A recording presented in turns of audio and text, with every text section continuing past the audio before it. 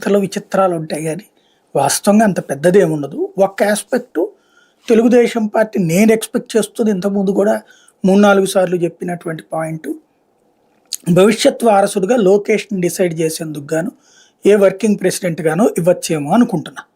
Executive president అనేను, working president అనేను post లేదా ప్రాంతీయ పార్టీలో ఆ పదవి ఉంటుందా సార్? నాకు డౌట్ అంతే.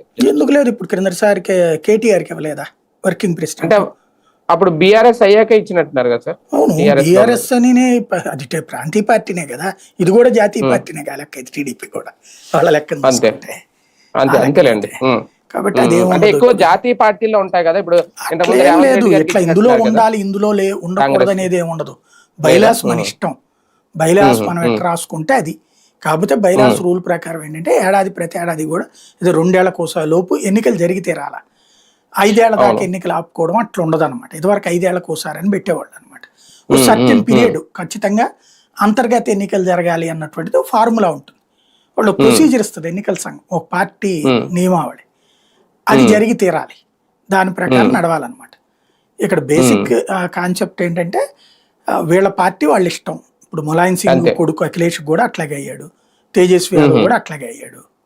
కాబట్టి పెద్ద ప్రాబ్లం ఏం కాదు, ప్రాంతీయ పార్టీలు సహజమే. చంద్రబాబు గారు వారసుడిగా లోకేష్ 2 కోణాలు, అందులో ఒకటి చంద్రబాబు